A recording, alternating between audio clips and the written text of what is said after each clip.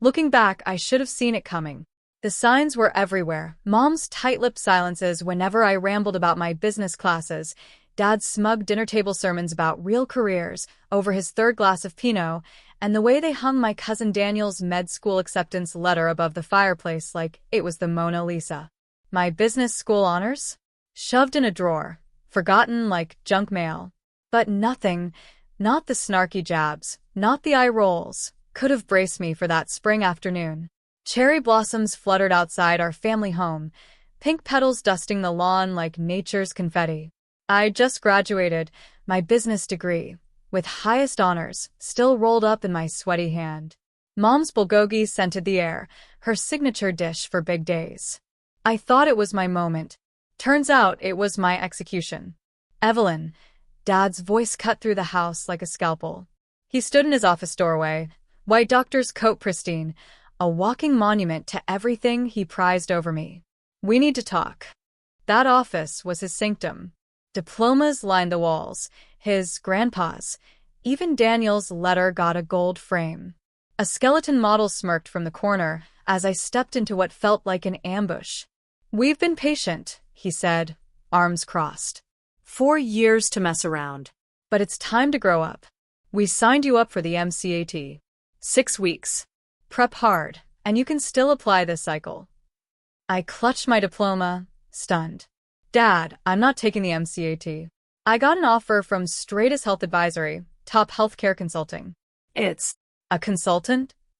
Mom's voice slithered in from the hall. She appeared, apron on, eyes narrowed. "What? You're gonna prance around telling real doctors how to save lives?" "I want to fix healthcare," I said, voice cracking despite myself. "Help patients. Make hospitals work better." "Enough." Dad's fist slammed the desk, rattling a mug. "No daughter of mine is wasting her life shuffling papers and calling it medicine. You're a Han. Grandpa was a doctor. I'm a doctor. Daniel's on his way. That's our legacy." "No," I said, steady now. "That's your legacy, not mine." Silence hit like a freight train. Mom gripped her apron like it could shield her. Dad's face blazed red, veins bulging. "Then maybe," he said, voice arctic, "you should find a new family to let down." My stomach dropped. "You're kidding." His glare said he wasn't. "Mom?" I turned, eyes pleading. She looked away, scrubbing her hands on that apron like I was a stain she couldn't erase. "Listen to your father, Evelyn. Medicine's everything to us. Without it, what are we?" "I'm your daughter," I whispered, throat raw. "Isn't that enough?" Dad yanked open a drawer, pulled out an envelope, and slid it over like he was tossing scraps to a stray. Here. $100. Come back when you're ready to apologize and apply to med school. I stared at it. Years of unpaid summers at their clinic, filing charts, digitizing records, pitching tech ideas, all erased. They didn't see me, just a failure in a thrift store blazer. I dug into my wallet, pulled out my last $27, saved for a burger to celebrate, and slapped it on top of his envelope. $127, I said, voice iron. My starting capital. Remember this, because one day you'll choke on choosing your legacy over your kid. Dad smirked. Big talk for a girl who can't write a prescription. That wasn't the worst of it. Mom stepped forward, silent until now, and pressed a small plastic container into my hands. Bulgogi, I thought, like she always made when I left for a long day. A peace offering, a shred of love to soften the blow. "Take it," she said, voice flat, then turned back to the kitchen. I grabbed my diploma, my $127, and walked out, head high, legs shaking. I stood at the bus stop, the wind swirling cherry blossoms across the pavement like scattered apologies. My head was still buzzing with Dad's words, find a new family to let down, and Mom's silent stare as she turned away. In my hands were my diploma, $127, and the small plastic container she'd pressed into my palms at the end, still warm, like a last flicker of hope. I figured it was bulgogi, her go-to dish whenever I left home, her quiet way of saying she cared. I sank onto the splintered bench, my shaky hands fumbling with the lid. The warmth hit my face as I popped it open, and for a split second, I was somewhere else. 10 years old, sitting in our kitchen, Mom packing bulgogi into my lunchbox for my first day at summer camp. "Eat it all, Evelyn," she'd said with a smile, ruffling my hair, "so you can grow up and do something amazing." I'd scarfed down every sweet, savory bite, believing she thought I could be anything. The steam faded. I looked down. No meat. No sauce. Just rice, plain, white, cold, sitting there in the container like a slap. Not bulgogi. Not the love she used to wrap up in every morsel. Just leftover grains, probably scraped from the pot in a hurry, the same way she'd scraped me out of her life. My breath caught. I stared at it, frozen, waiting for something, anything, to tell me this was a mistake. That Mom would come running down the street, calling my name, saying she didn't mean it. But the roads stayed empty, just the distant rumble of a bus and the sound of my heart cracking open. I wasn't her daughter anymore. Not a Han in a white coat. Not worth the effort of a real goodbye. My chest tightened, a sob clawing up my throat. I gripped the container, knuckles white, then tipped it over the trash can. The rice spilled out, the lid clattering against the metal rim. Tears stung my eyes, hot and heavy, and this time I let them fall. They didn't deserve them, but I couldn't hold them back anymore. Not for the girl who'd just lost everything she thought she had. I didn't need their food. I didn't need their name. Just the rage in my ribs and the fire in my gut. The Han legacy? I'd bury it. And build something better from the dirt. The motel room stank of bleach and broken promises. The mattress groaned. The ceiling sported water stains like a bad tattoo, and the vending machine outside hummed like a sarcastic pep squad. I had $127, no home, no family, just a crumpled diploma and a fury that could melt steel. I flopped onto the bed, yanked out my phone, and typed into a blank note. Lumina Health Solutions, Vision Draft. The name hit me earlier at a bank. The teller, some bored kid eyeing my wrinkled hoodie, asked what my business was called. Lumina, I said. Like the car? No. I grinned, sharp. Like the light that burns through every no they've ever thrown at me. She shrugged. I didn't care. It was mine. Weeks blurred into chaos. By day, I started at Stratus Health Advisory, entry level, sure, but I got a backstage pass to healthcare's train wreck. Hospitals bleeding cash over clunky schedules. Docs drowning in paperwork. Execs tossing jargon like optimization, while patients rotted in waiting rooms. I scribbled notes like a spy. Nights, I built Lumina. A glitchy Squarespace site. Crashed twice before launch. Business cards from a 24-hour Kinko's, edges still hot. My motel walls turned into a war zone, post-its, flowcharts, sketches of tech stacks. This wasn't a hobby. This was a fight. The first break was pure chance. I was at a coffee shop near Stratus, sipping a $2 burnt latte, tweaking patient flow ideas, when two docs at the next table griped about their practice. "We're losing patients," one moaned, stirring his espresso.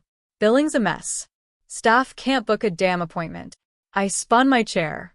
"Sorry to butt in, but it's not your care. It's your systems. You're losing 30% of your revenue. I can prove it." They stared, young, bold, some chick in a hoodie but desperate. "Flat fee," I said, sliding my laptop over. "Plus 10% of any revenue I boost in a year." They bit. 3 months later, their revenue doubled. Doubled. Word spread like wildfire. A pediatrician called next. Her waiting room was a zoo, kids howling, parents fuming. I revamped her scheduling, cut wait times in half. She mailed me a $50 Starbucks card with a note. "You're a wizard." I pinned it above my motel sink. My days were Stratus. My nights were ramen, Red Bull, and revenge. Sleep was a myth. 6 months in, I leased a closet-sized office, desk, wobbly chair, flickering bulb. Mine. A year later, Lumina had 10 employees and ran 15 practices statewide. I never mentioned my parents, but I watched. Han Family Medical Center was sinking, outdated tech, patients fleeing, insurance bailing. I could have saved it. I'd built tools for their exact mess, dashboards, streamlined billing. But they didn't want a fixer. They wanted a doctor with Han on a coat. So I stayed quiet and kept climbing. By year 3, Lumina wasn't just consulting. We were buying failing practices, gutting them, flipping them, or folding them into our network. I hired coders who built patient trackers that sang, lawyers who ate HIPAA for breakfast, a crew of docs, MBAs, and tech geeks who got it. We weren't patching healthcare. We were rewriting the rules. Every win was a brick in my empire, a wall forged from rejection. Then the game changed. I'd started digging into Han Family Medical's downfall more seriously, hired a private investigator named Ruiz, a grizzled ex-cop with a taste for cheap cigars and cheaper whiskey. "Give me a week," he growled over the phone. "I'll find the cracks." He did. 2 days ago, he'd sent me a file, whispers of a shadowy outfit called Pinnacle Care circling my parents' hospital like vultures. "They're predators," Ruiz texted. "Buy cheap, strip assets, vanish. Your family's place is next." Then last night, my phone buzzed at 2 a.m. Unknown number. "Miss Han." A woman's voice, shaky, familiar. "It's Carla. I used to be a nurse at your dad's place." I sat up, heart pounding. "Carla? What's wrong?" "Pinnacle's been snooping. They're promising the board a quick sale, lands worth millions to developers. They'll fire everyone." I thought you should know." The line went dead. I didn't sleep. By morning, I was in my office, munching vending machine chips, when Naomi, my assistant, an ex-barista with a knack for terrible puns, burst in. "Miss Han," she said, eyes wide, "Han Family Medical just filed for bankruptcy protection." I froze, chip halfway to my mouth. "And," she added, voice low, "Pinnacle's moving fast. They've got a bid in." My pulse hammered. Bankruptcy I'd expected. But Pinnacle beating me to the punch? Not happening. "Set a meeting with their board," I said, brushing crumbs off my shirt. "Don't say it's me." Naomi grinned. "This is gonna be good." This wasn't just business anymore. This was a takedown. Han Family Medical looked like a corpse. The sign was chipped, the building slumped, a faded husk of the pride Dad once polished daily. I stepped out of my car, heels clicking like a countdown to chaos. The lobby's marble still shone, but the decay screamed. Kiosks from the 90s, lights flickering, a front desk PC that probably ran on coal. The guard squinted at me, maybe recalling the kid who sorted charts in flip-flops. That girl was Ash. Naomi met me at the elevator, clutching her tablet. "Board's ready. Your parents are there. No idea it's you." "And Pinnacle?" "Bids on the table. Ruiz says they're already drafting sale papers for the land." I smirked. They're about to choke on it. The boardroom was a time capsule, mahogany table, leather chairs, walls of dusty journals. Dad sat at the head in his white coat, Mom beside him, hands knotted. The board, old pals who'd pinched my cheeks as a kid, chatted, oblivious to the storm I was packing. I strode in, shoulders back. "Thanks for meeting me. I'm Evelyn Han, now Evelyn Phoenix, legally. CEO of Lumina Health Network." Silence crashed like glass. Eyes snapped to me. Confusion turned to shock. Dad's face went white. Mom's lips parted, soundless. "Evelyn," she whispered. "Yeah, the daughter you ditched for not playing doctor." Dad stood, voice rough. "This is ridiculous. We're here for Lumina's CEO, not you are." I cut in, cool as ice. "You just didn't know it was me." I flipped open my laptop. Slide 1. Your hospital, $17.4 million in debt.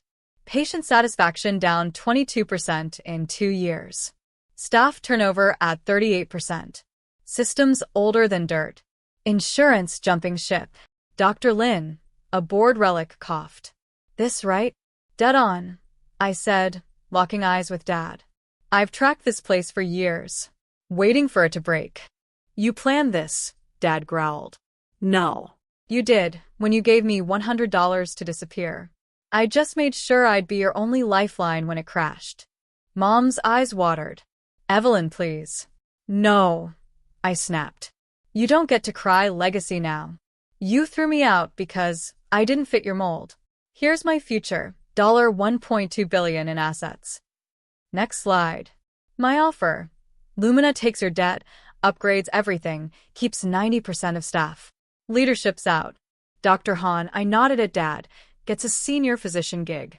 No power, just patience. He started to speak. I raised a hand. Not up for debate. I'm taking what's mine. Who owns the debt? Dr. Lin asked, voice thin. Sterling Financial, I said. Under Orion Holdings. And Orion? Mine. I bought your debt 2 years ago. A pin could have deafened the room. Then I dropped the bomb. And Pinnacle Care? They're finished. I hired a PI, dug into their dirt. Shell company, laundering cash through fake bids. This morning, I sent the FBI their paper trail, bank records, dummy LLCs, the works. By noon, their website was wiped. They're running, but they won't get far. Dad's jaw hit the floor. Mom gasped. The board squirmed, stunned. Dr. Lin muttered, Jesus. I shut my laptop. Stood. 48 hours to sign. Or you fold by quarter's end. Either way, I win. Pinnacle's out of moves, and I'm holding the board. I turned, paused, pulled out $127, his $100, my $27, and tossed it on the table. That's what you gave me to leave 5 years ago. Take it back. It's the spark that burned you down. The walkout crackled with adrenaline. Cherry blossoms fell, soft as that first day. Naomi opened the car door. How'd it go? Like a damn thriller. They'll sign? No choice, and no vultures left to swoop in. I glanced back at the hospital. I wasn't just back. I'd rigged the game. They signed in 41 hours. No apologies. No hugs. Just shaky pens and the bitter truth that the kid they trashed now owned their world. Han Family Medical was mine. And I wasn't here to play nice. Next morning, I marched into Dad's old office, his sanctum, once untouchable. On the wall hung a framed photo, the Han legacy, showing Grandpa, Dad, and Daniel in white coats, grinning like they'd cured death itself. I stared at it, my reflection cutting across their faces in the glass. Then I ripped it down, the frame clattering to the floor. From my bag, I pulled a sleek blueprint, my first Lumina system design, edges worn from motel nights. Across the top, in bold, efficiency saves lives. I pinned it where their legacy once hung, stepping back to let the words sink in. This wasn't their hospital anymore. It was mine, and it would live by my rules. I claimed the top-floor office next, glass walls, no stuffy portraits, just whiteboards and a live dashboard ticking with stats. Out with the old. In with the now. The audit was brutal. Paper charts stacked like firewood. Lab results hand-delivered. Schedules on sticky notes. In 2025, I glared at filing cabinets Dad had bragged about. Now, they were tombstones of stubbornness. How fast for Lumina Systems? I asked my exec director, Mark. 3 months, maybe 4. 2, I said, arms crossed. No excuses. That's non-stop, he balked. Then chug coffee. I shot back. This place rises before the last petal falls, or heads roll. 2 weeks in, it was chaos and progress. Old tech trashed. New wires strung. Staff retrained or cut. Whispers trailed me. Some pissed, some awed. I didn't blink. I'd clawed too hard to care. A grizzled nurse cornered me in the hall. Your screens? Save me an hour chasing labs. Don't screw it up. She stomped off. I smirked. Grumpy praise was still AW. Dad kept quiet. Showed up in his coat, treated patients, watched the overhaul like a ghost. Mom left bulgogi in my fridge, real bulgogi this time, meat and all. I sent it back. Thanks. Meetings. Then the sirens hit. Late night, mid-reports, the ER flared, multi-car pileup, blood and chaos flooding in. 5 years ago, this place would have buckled. Not now. I raced downstairs. Our systems glowed, beds tracked live, triage instant, meds flying out. Nurses and docs moved like a machine. And Dad, coat soaked red, hands steady, worked my tools like they were his own. By dawn, 14 patients came in. 14 walked out alive. He found me later, still in my office, staring at the dashboard's green glow. 14, he said, voice rough. Not one lost. That's good systems meeting good medicine, I said, meeting his eyes. He nodded and left, footsteps fading down the hall. The silence settled, heavy and alive, as the dashboard blinked 14:0 in front of me. I stood there, hands braced on the desk, staring at those numbers like they might vanish if I blinked.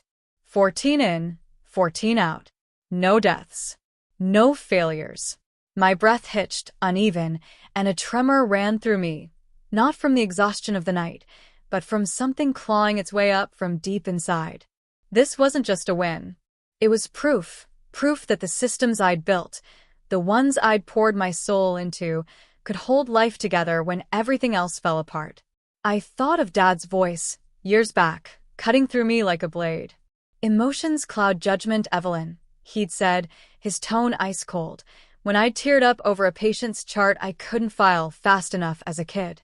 Doctors don't feel, they act. I'd hated myself for that weakness, spent years burying it under logic and code, trying to prove I could be as steel-hearted as he wanted. But now, staring at that glowing 14:0, it hit me. This wasn't born from cold calculation. It was the mess of me. Every tear I'd swallowed, every night I'd stayed up sketching in that bleach-stinking motel, every time I'd turned hurt into something that worked. I hadn't erased my emotions. I'd turned them into a lifeline. My knees buckled. I dropped into the chair, the leather groaning under my weight, and my hands shook against the armrests. The hum of the hospital buzzed through the glass walls, beeping monitors, footsteps, voices, all alive because of what I'd made. My throat tightened and my vision swam. I tried to blink it back, but a tear broke loose, tracing a hot path down my cheek, then another. I pressed my hands to my face, palms cool against the heat of my skin, and a sob slipped out. Low, ragged, real. This wasn't about Dad's nod, though it lingered in my mind. It wasn't even about the numbers, though they blazed green and steady. It was about that spring day, his smirk, his voice. Big talk for a girl who can't write a prescription. He'd called me a joke, worthless without a white coat. But tonight, I'd saved 14 lives. Not with his tools, but with mine, built from motel nights and coffee stains and a heart he'd never understood. And he'd seen it. For the first time, he'd seen me. But that wasn't why I was crying. The sobs came harder now, shaking my shoulders, soaking my sleeves. I saw her, the girl at that bus stop, clutching a cold box of rice, staring into a trash can where she'd dumped the last shred of her family's love. The girl who'd believed she'd never be enough, who'd armored herself in stats and steel to hide the cracks. Tonight, those cracks split wide open, and I saw her clearly. She wasn't a failure. She was everything. She'd always been enough. I dragged my hands down my face, tears pooling in my palms, and a shaky breath escaped, a half laugh, half cry. The dashboard glowed on, a quiet witness. I leaned forward, resting my forehead against my arms on the desk, and let the last of it pour out. Not for triumph, but for her, for the girl who'd started with $127 and a fire no one could snuff out. I'd carried her this far. And now, I could finally let her rest. Outside, the hospital breathed on, steady and strong. I sat up, slow, wiping my eyes with my sleeve. The green glow held. I smiled, faint but real, and whispered to the empty room, "You are worth it." The cherry blossoms were gone, petals mashed into the pavement, swept away. So was the world that rejected me. The hospital thrived, satisfaction up 19%, costs down 24%. Readmissions tanked. Efficiency ruled. I should have been flying. Instead, I felt empty. Until he knocked. Dad. No coat, just a gray sweater, hands empty. Mom trailed behind him, her apron swapped for a faded cardigan, eyes darting like she wasn't sure she belonged here. "Can we come in?" he asked. I nodded, mute, and stepped aside. They sat across from me, not at the head, just there on my couch. Dad rubbed his hands together, staring at the floor. Mom clutched a small cloth bag, fingers twisting the straps. "Your metrics," Dad said, voice soft. "Unreal. Had to tear your legacy down to get here," I replied, arms crossed. "I know." He looked old, the pride that had once booted me now ash in his eyes. "That air night," he said. "Your systems, I've never seen anything like it. You were right." Pause. I was wrong. My throat caught. I hid it, shifting my gaze to Mom. She'd been quiet, too quiet, her silence louder than Dad's words. "When you said I was nothing without a coat," I said, locking eyes with him, "I believed it. Too long. And that rice." I turned to Mom, voice steady but sharp. It was colder than the bus stop bench. "You sent me off with nothing." Dad flinched, glancing at her. Mom's hands stilled on the bag, and her lips trembled. "I saw your interview," she whispered, barely audible. "In that magazine. You standing at that window, talking about saving lives your way." I read it alone in the kitchen, and I cried. I blinked, caught off guard. She looked up, eyes wet, and the room shrank around us. "I didn't know how to tell you then," she said, voice breaking. "That day, I made bulgogi. Real bulgogi like I always did. I wanted you to have it, to take something warm with you. But your father," she shot him a quick, pained look. "He said no. Said it'd make you weak, make you come back." I let him take it out of my hands and fill that box with rice instead. I stood there, useless, and watched you walk away. Dad's jaw tightened, but he didn't deny it. My chest twisted, a slow, aching churn. All this time, I'd picture her scraping that cold rice into the container herself, her rejection as final as his. But now I saw her in that kitchen, hands trembling, caught between her love and his rules. "I'm sorry, Evelyn," she said, tears spilling now. "For the rice. For not fighting harder. For not seeing you sooner. I thought I was keeping us together, but I lost you instead." The air thickened. I swallowed hard, the memory of that bus stop bench biting deeper now, not just with hurt, but with her regret layered over it. Dad reached for her hand, then mine, his grip unsteady. "I'm sorry we didn't see you," he said, voice rough. "That rice, it wasn't what I meant either. I thought I was pushing you to be strong. I was wrong about that too." Mom pulled the cloth bag onto her lap and opened it, revealing a small plastic container, bulgogi, the rich smell of soy and beef wafting up. "I brought this tonight," she said, a fragile smile breaking through. "Not to fix anything. Just to start." I stared at it, then at her. The girl who dumped that cold rice 5 years ago screamed somewhere inside me, but she was quieter now. "It's not fine," I said, voice low. "Not yet." But I took the container, fingers brushing hers. "Thanks." Dad squeezed my hand. "Let me stay. Not in charge, not even as your dad if you don't want. Just to teach new docs your systems." I met his eyes, then hers. "Approved. One condition." He raised a brow. "Dinner." "Here, tonight." "As family." "You sure?" Mom asked, voice small. "No," I said, a faint smirk tugging my lips. "But it's something." We ate. Bulgogi, rice, silence still thick but softer now. Mom set the table like she used to, hands less shaky. Dad poked at his plate, then looked up. "I wanted you a doctor," he said, "because I thought it was the only way to matter." "Now." "Now I see." Mom nodded, her eyes on me. "We see. Healing's messy. It's slow. But that night, with the taste of bulgogi on my tongue and their voices in my space, it began. 6 months later, Healthcare Leadership magazine named us most innovative medical facility in the U.S. The cover, me at my window, hospital aglow, a framed dollar for my $127 on my desk. Caption: Evelyn Phoenix, Exxon, proves medicine's best fix isn't a stethoscope. Dad keeps that article in room 4B, where he teaches docs to love my systems. I don't run one hospital now, I run 30, nationwide. Lumina buys, rebuilds, redefines. We cut ER waits, boost outcomes, save the sinking. A rival CEO, some suit who'd mocked my consulting phase, emailed last week. Meeting. I hit accept with a grin. It's not revenge anymore. It's a revolution. Outside, cherry trees bloomed again. An intern stopped me, nervous. Miss Phoenix, regret not being a doctor? I walked her through triage screens, AI labs, dashboards blazing green. No, I said. I became what medicine needed. Dad passed, smiled. And what a family needed too. She gaped. I winked and moved on. Later, alone, I stared out my window. That motel. That bank. That cold rice in the trash. Those nights, I nearly broke. I didn't. Hospitals heal. Families heal. I heal. Cherry blossoms don't mean endings now. They mean starts. That evening, I invited Mom and Dad to my office. Not for a meeting, but for something else. They arrived, hesitant. Dad in his sweater, Mom clutching a scarf like a lifeline.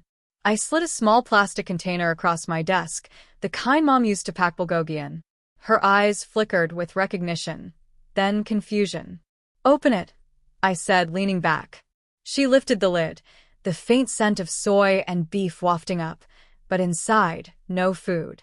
Instead, a folded napkin cradled a single sheet of paper, a copy of the contract for Phoenix Medical's acquisition of Han Family Medical, stamped and signed. Mom's hands shook as she unfolded it, Dad peering over her shoulder. Their eyes widened, then softened. It's yours, I said, voice steady. Not the hospital, us. I rebuilt it, but I'm not burning the past anymore. I'm giving it back, our way. Mom's fingers traced the napkin, a tear slipping down her cheek. Dad let out a low, rough laugh, the kind I hadn't heard in years. You wrapped victory in a lunchbox, he said, shaking his head. And forgiveness, Mom added, voice thick, meeting my gaze. I smiled, small but real. Started with $127 and rage. Now we heal. They nodded, the container sitting between us, a quiet bridge from that cold rice to this warm moment. I'm not done. The system's still cracked, voices ignored, patience lost. I've got a voice now and I'll use it.